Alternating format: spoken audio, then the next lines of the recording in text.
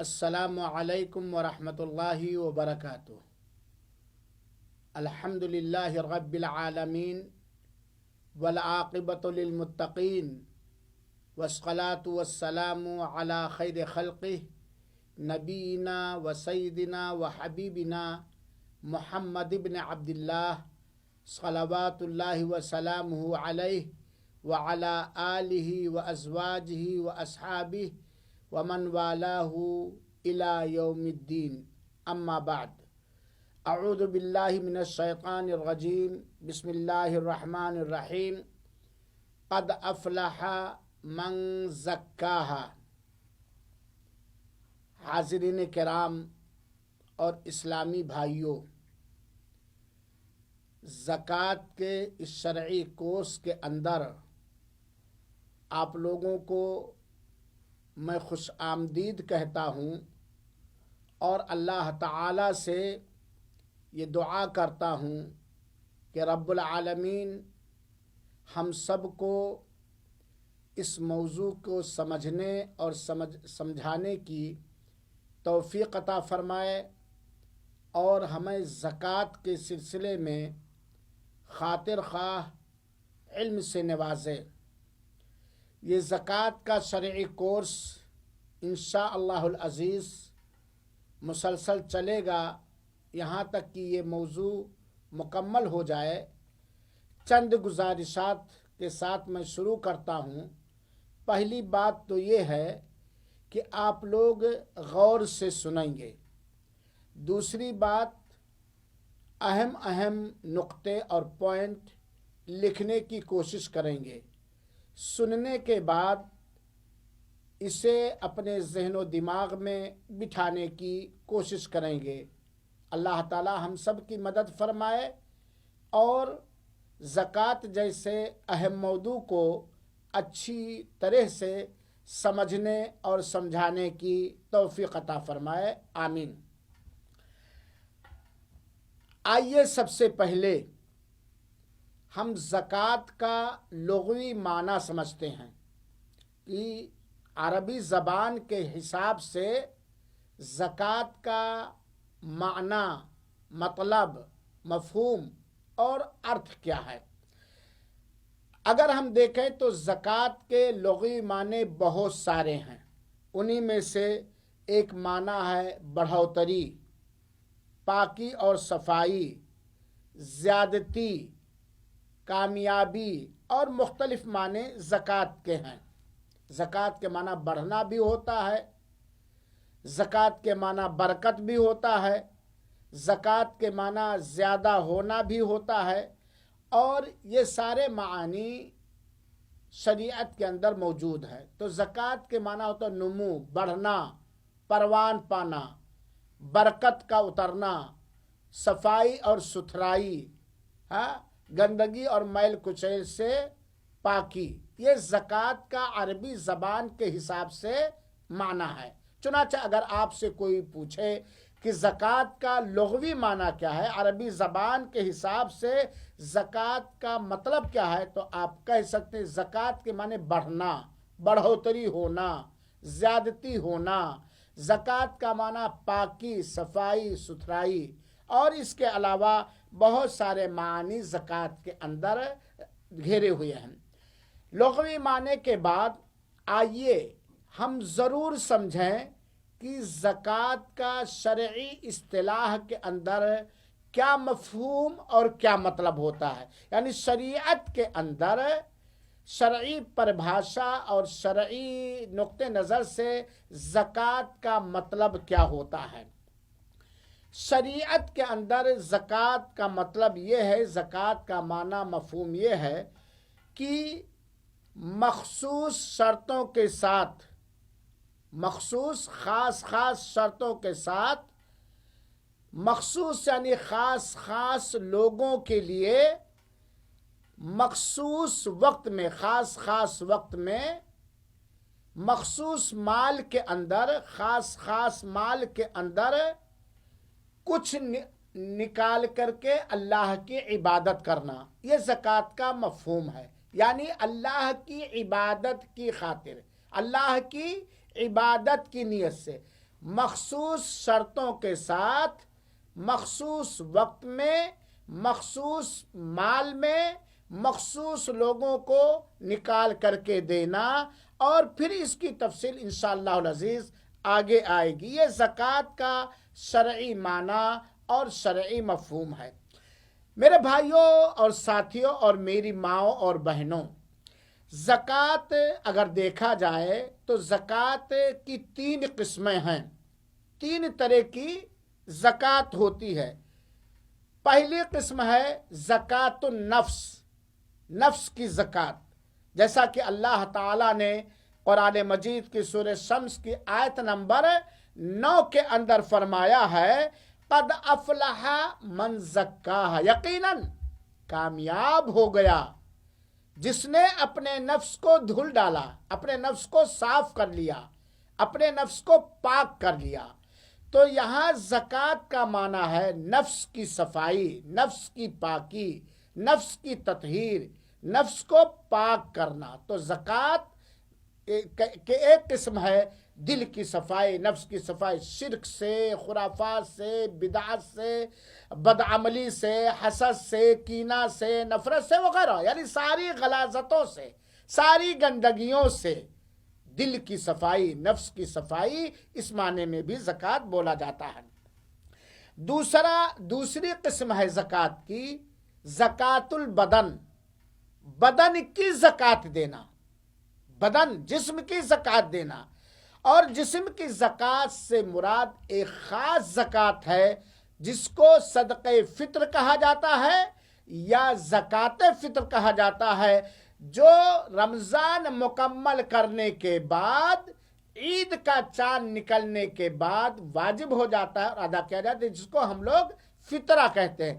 یہ زکوٰۃ البدن ہے، جسم کی زکوٰۃ ہے، شریر اور جسم کا یہ زکوٰۃ ہے۔ جیسا کہ اللہ کے رسول اکرم صلی اللہ علیہ وسلم نے زکوٰۃ فطر کو فرض اور واجب کیا ہے ہر مسلمان پر، چاہے وہ بالغ ہو یا نابالغ ہو، مرد ہو یا عورت ہو، غلام ہو یا آزاد ہو، ہر مسلمان کے اوپر اللہ کے رسول اکرم صلی اللہ علیہ وسلم نے اس بدنی زکوٰۃ، جسمانی زکوٰۃ، جسے ہم صدقہ فطر کہتے ہیں یا زکوٰۃ بدن کہتے ہیں یا فطرانہ کہتے ہیں، یہ بدن کی زکوٰۃ ہے اور یہ فرض ہے ہر مسلمان مرد عورت پر، بالغ ہو نابالغ ہو، غلام ہو آزاد ہو۔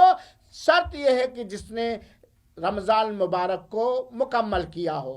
اور اس زکوٰۃ بدنی زکوٰۃ کا فائدہ یہ ہے کہ روزے کی حالت میں روزے دار سے انسان ہونے کے ناطے جو تھوڑی بہت کمیاں ہو جاتی، لغو اور رفث کا بیکار کام ہو جاتا ہے، اس زکوٰۃ فطر سے اللہ تعالیٰ اس کی اس کمی کو پاک کر دیتا ہے، دھل دیتا ہے۔ اور اسی طریقے سے مسکینوں کے لیے غذا کا انتظام ہے، اور اللہ کے رسول اکرم صلی اللہ علیہ وسلم نے ہر فرد پر 1 سا کھجور یا جو یا اس طرح کی چیزیں جو دانے جات ہیں جو عام طور پہ کھایا جاتا ہے فرض کیا۔ انشاءاللہ العزیز زکوٰۃ فطرانے کا بیان آگے آئے گا۔ یہ زکوٰۃ کی دوسری قسم ہوئی۔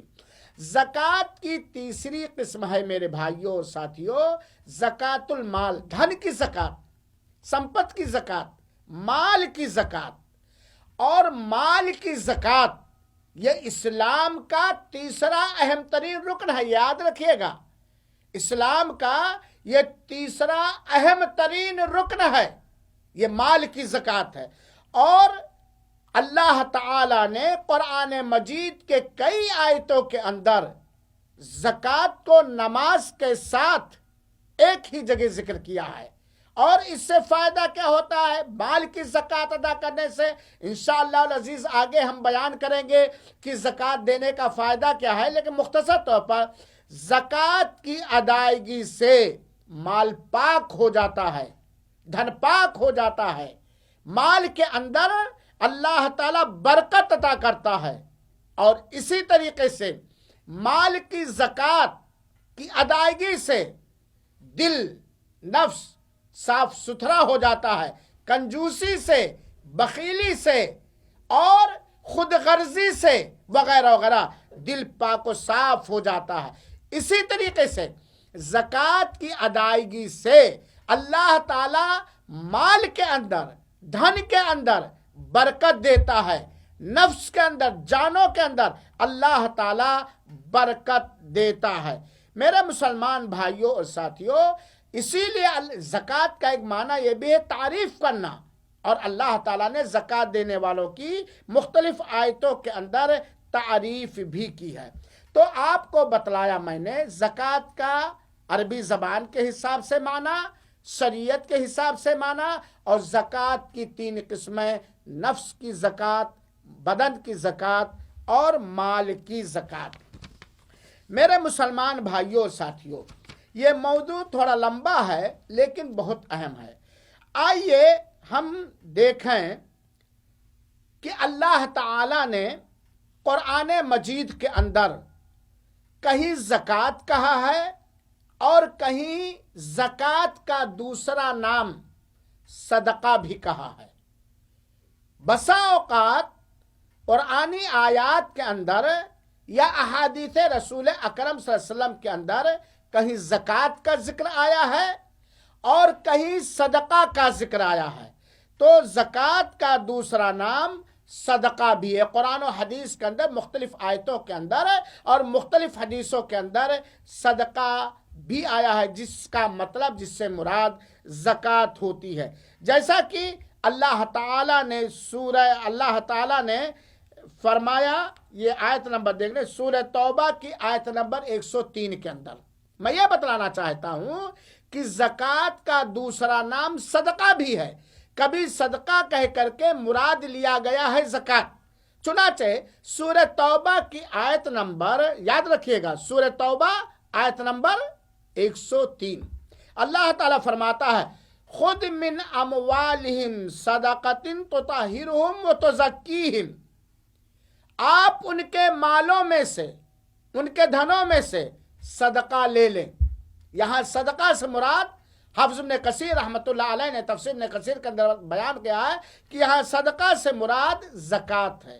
اللہ کے رسول کو حکم دیا جا رہا ہے کہ آپ ان کے مالوں میں سے صدقہ لے لیں، جس کے ذریعے سے آپ انہیں پاک کریں، اور ان کے لیے درود کریں، دعا کریں، وغیرہ وغیرہ۔ تو سورہ توبہ کی آیت نمبر 103 کے اندر جو لفظ صدقہ ذکر کیا گیا ہے، اس صدقہ سے مراد زکوٰۃ ہے۔ اور اسی طریقے سے سورہ توبہ کی آیت نمبر 60 کے اندر، جس کے اندر اللہ تعالی نے بڑی وضاحت کے ساتھ یہ بیان کیا ہے کہ یہ زکوٰۃ، یہ صدقہ، وہ صدقہ جو زکوٰۃ کے معنی میں ہے، یہ زکوٰۃ کن کن لوگوں کے لیے ہے۔ انما الصدقات للفقراء والی آیت، میں پوری آیت نہیں پڑھتا ہوں وقت کی کمی کی وجہ سے، اور انشاءاللہ آگے کے درس میں بات آئے گی۔ تو اس آیت کے اندر جس میں اللہ تعالیٰ نے فرمایا انما الصدقات للفقراء والمساکین، یقیناً صدقات فقراء اور مساکین کے لیے ہے، تو یہاں لفظ زکوٰۃ نہیں اللہ تعالیٰ نے کہا، بلکہ صدقات کا، جو پلورل ہے، بہووچن ہے، جمع ہے صدقہ کا، یہاں صدقہ سے مراد زکوٰۃ ہے۔ اور اس آیت کے اندر سورہ توبہ کی آیت نمبر 60 کے اندر اللہ تعالیٰ نے مصارف زکوٰۃ کو بیان کیا ہے۔ اور اسی طریقے سے اگر آپ دیکھیں، اور وہ روایت صحیح متفق علیہ روایت ہے، بخاری مسلم کی روایت ہے، تو اللہ کے رسول اکرم صلی اللہ علیہ وآلہ وسلم نے زکوٰۃ کو لفظ صدقہ سے تعبیر کیا ہے، اور وہ حدیث اس طریقے سے ہے کہ اللہ کے رسول اکرم صلی اللہ علیہ وسلم نے حضرت معاذ بن جبل رضی اللہ تعالی عنہ کو یمن کا گورنر بنا کر کے بھیجا، اور انہیں یہ حکم دیا، یہ نردیش دیا، یہ آدیش دیا۔ کیا حکم دیا؟ اللہ کے رسول نے کہا فَأَعْلِمْهُمْ أَنَّ اللَّهَ افْتَرَضَ عَلَيْهِمْ صلی اللہ علیہ وسلم بھی روایت ہے، سب سے پہلے انہیں لا الہ الا اللہ کی دعوت دو، میرے رسول ہونے کا اقرار اگر وہ مان لے تو اس کے بعد نماز کا کہو کہ تمہارے اوپر 5 وقت کی نماز ہے، یہاں لفظ صدقہ۔ فَأَعْلِمْهُمْ، اے معاذ تم انہیں بتلا دو کہ اللہ تعالی نے ان کے اوپر صدقہ فرض کیا ہے، صدقہ تُؤْخَذُ مِنْ أَغْنِيَائِهِمْ فَتُرَدُّ عَلَى فُقَرَائِهِمْ، یہ صدقہ ان کے مالداروں کے مال میں سے لیا جائے گا اور ان کے فقیروں میں خرچ کر دیا جائے گا۔ یہاں لفظ صدقہ جو ہے یہ زکوٰۃ کے معنی میں ہے، تو صدقہ سے کبھی زکوٰۃ مراد ہوتی ہے۔ یہ الگ بات ہے کہ عام صدقہ جس کو ہبہ کہا جاتا ہے یا عطیہ کہا جاتا ہے، جس کو ایک بندہ خرچ کرتا ہے اللہ تعالیٰ کے ہاں اجر و ثواب حاصل کرنے کے لیے، تو زکوٰۃ کا مفہوم اور زکوٰۃ کا استعمال کبھی لفظ صدقہ پر بھی ہوتا ہے۔ چنانچہ پچھلے بیان سے پتہ چلا کہ صدقہ کی کئی قسمیں ہیں۔ صدقہ کی کئی قسمیں ہیں۔ ایک وہ صدقہ ہے جس کو صدقۃ الفرض کہا جاتا، فرض صدقہ، جس سے مراد زکوٰۃ ہے۔ ایک صدقہ فرض ہے مالداروں کے مالوں کے اندر، جس کا مطلب کیا ہے؟ زکوٰۃ۔ دوسرا مطلب ہے صدقہ کا کہ عطیہ، جس کو عطیہ کہا جاتا ہے، کسی کو تحفہ دے دینا، کسی کو گفٹ دے دینا، نیکیاں کمانے کے لیے، آپس میں میل اور محبت کو بڑھانے کے لیے، اور کسی دینی یا دنیاوی دیگر جائز کام کے لیے۔ اسی طریقے سے ایک صدقہ ہے عام صدقہ، عام صدقہ جو بندہ کسی کو بھی اللہ تعالی سے اجر و ثواب حاصل کرنے کے لیے دیتا ہے۔ تو یہ صدقہ کی تین قسمیں ہوئی۔ ایک نفل صدقہ، عام صدقہ جو بندہ کسی کو بھی اللہ تعالی سے اجر و ثواب حاصل کرنے کے لیے دیتا ہے، اور یہ صدقہ نہ اس نے اپنے اوپر فرض کیا ہے نہ اللہ تعالی کی طرف سے فرض اور واجب ہے۔ ایک صدقہ ہے صدقۃ المال، یعنی مال کی زکوٰۃ ادا کرنا۔ ایک صدقہ ہے جس کو گفٹ یا عطیہ یا ہبہ کہا جاتا ہے، جو آدمی آپسی تعلقات کو مضبوط کرنے کے لیے، کسی کے دل میں خوشی داخل کرنے کے لیے ادا کرتا ہے۔ یہ صدقہ کی تین معنوں میں استعمال ہوتا ہے۔ اللہ تعالیٰ سے دعا ہے کہ رب العالمین ہم سب کو زکوٰۃ کا لغوی معنی، شرعی معنی اور یہ ساری باتیں جو کہی گئی ہیں غور سے سننے سمجھنے کی توفیق عطا فرمائے، اور انشاءاللہ العزیز جلد ہی ہم آپ سے ملاقات کریں گے یہ لے کر کے کہ اسلام میں زکوٰۃ کی حیثیت کیا ہے۔ والسلام علیکم ورحمۃ اللہ وبرکاتہ، وجزاکم اللہ احسن الجزاء۔